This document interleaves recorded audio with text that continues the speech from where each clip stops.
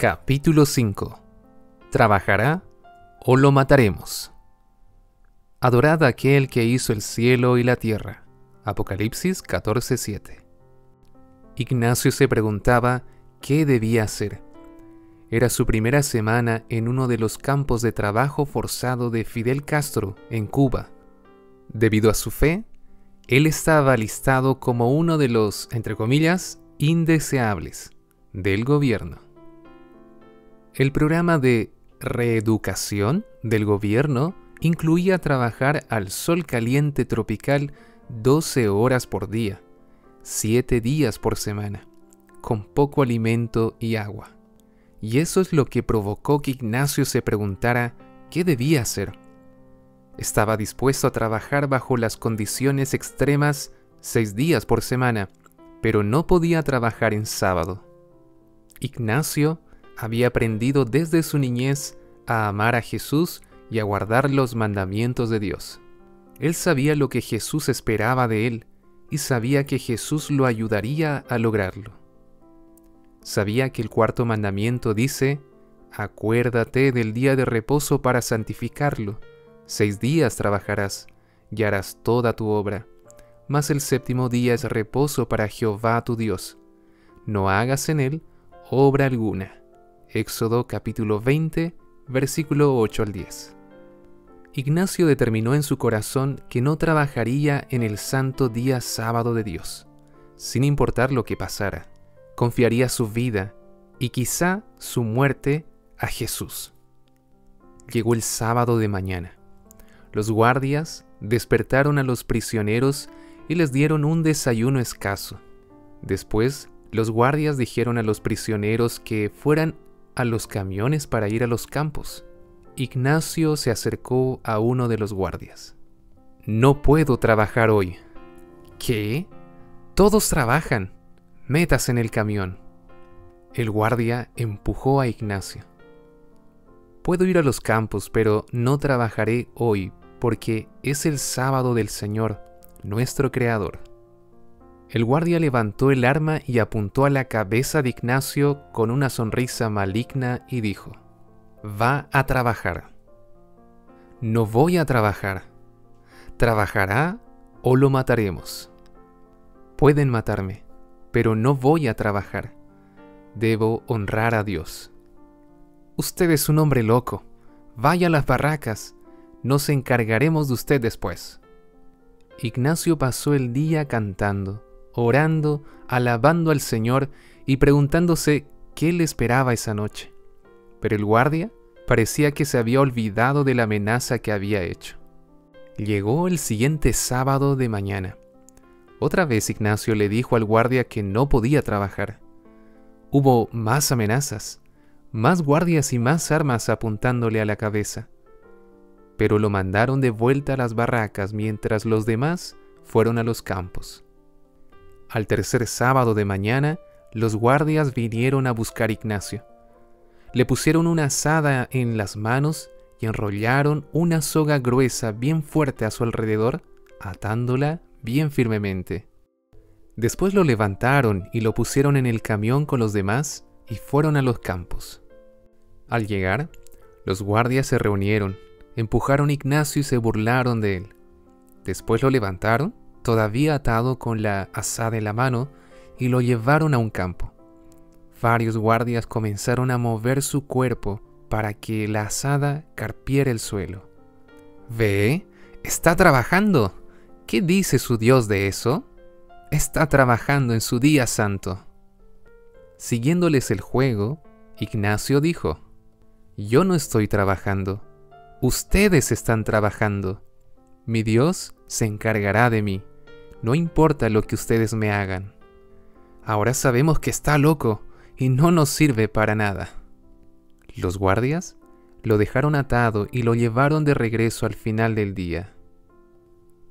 Pero desde entonces los guardias dejaron que Ignacio se quedara en las barracas cada sábado, libre para descansar y adorar al Dios que había librado su vida. Más tarde, liberaron a Ignacio. Él se mudó a los Estados Unidos, donde sirvió como pastor hasta su jubilación. En el cuarto mandamiento, Dios nos dice por qué su séptimo día sábado es tan importante. Porque en 6 días hizo Jehová los cielos y la tierra, el mar y todas las cosas que en ellos hay, y reposó en el séptimo día. Por tanto, Jehová bendijo el día de reposo y lo santificó. Versículo 11. También encontramos este lenguaje en el primer libro de la Biblia, Génesis, cuando describe la creación, en Génesis capítulo 2, versículo del 1 al 3. Y en el último libro de la Biblia, Apocalipsis, cuando describe el llamamiento final de Dios a la humanidad a adorar al Creador. Apocalipsis capítulo 14, versículos 6 y 7. Jesús explica que el sábado fue hecho para nuestro beneficio y para el beneficio de toda la humanidad. Marcos capítulo 2, versículos 27 y 28. El sábado empieza en la puesta de sol del viernes y termina en la puesta de sol del sábado. Génesis capítulo 1 y capítulo 2 hasta el versículo 3. Levítico capítulo 23, versículo 32. Nota que hay 3 principios dados por Dios que nos ayudan a disfrutar del sábado tal como era la intención de Dios. Primero, descansar. Segundo, bendecir. Y tercero, santificar.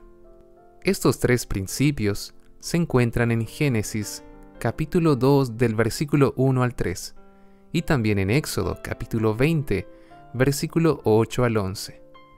Así es como nuestra familia aplica estos principios en nuestro hogar. Primero, descansar. Viernes de noche.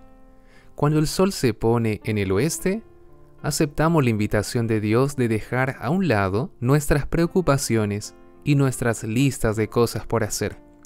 Nos reunimos con nuestra familia u otros creyentes y recordamos la bondad de Dios demostrada la semana transcurrida. Después, nos acostamos temprano para tener una buena noche de descanso. Segundo, santificar. Sábado de mañana.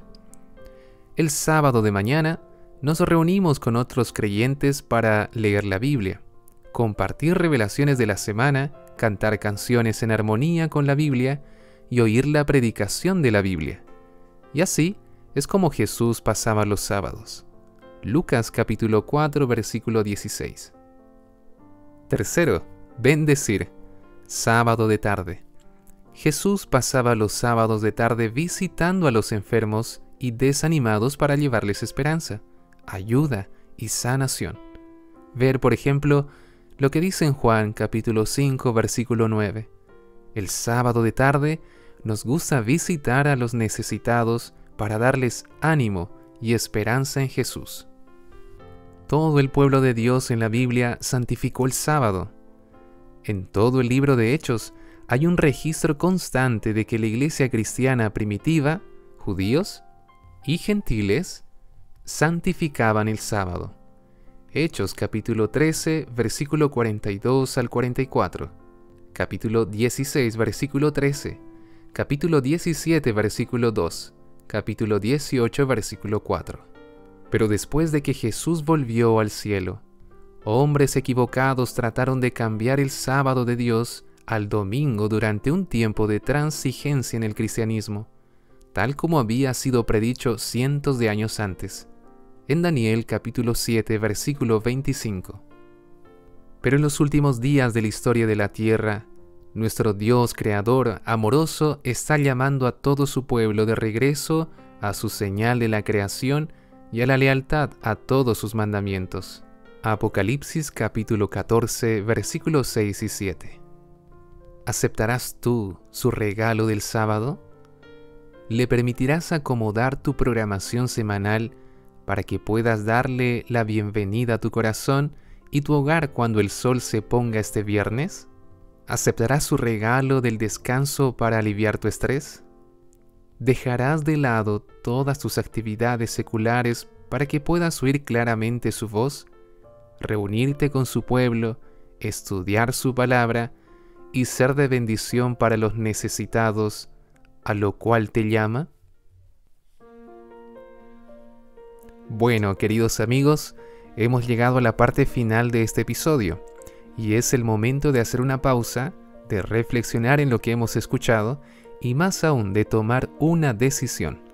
Aquí es donde pasamos del escuchar al actuar. Te invito a que juntos vayamos a esta sección especial, Elijo y mi resolución. Elijo, primero, aceptar el séptimo día, el sábado, como el día de reposo del Señor mi Dios, según lo que dice su palabra en Génesis capítulo 2, versículo 1 al 3, y Éxodo capítulo 20, versículo 8 al 11. Segundo, seguir a Jesús santificando el sábado, descansando de mi trabajo, reuniéndome con otros creyentes para estudiar la Biblia y usando el tiempo para llevar esperanza y sanación a los necesitados, tal como dice Lucas 4:16, Génesis capítulo 2, versículo 1 al 3, y también Isaías 58, versículo 13 y 14. Tercero, confiar en que Jesús puede resolver cualquier problema laboral, escolar o familiar cuando decido santificar su día, tal como dice Mateo capítulo 6, versículo 33. Mi resolución. Como Jesús es mi creador, estoy decidido a santificar el sábado desde la puesta de sol del viernes hasta la puesta de sol del sábado, haciendo solo aquellas cosas que agradarían a Jesús en ese día. Queridos amigos, gracias por acompañarme en esta historia tan especial sobre el poder del Evangelio. Si te ha gustado, te animo a compartirlo con alguien que lo necesite, a alguien a quien esta historia también pueda tocarle el corazón. Que el Señor te bendiga y hasta pronto. Nos encontramos en un próximo episodio de Vidas Transformadas, historias reales del poder del Evangelio.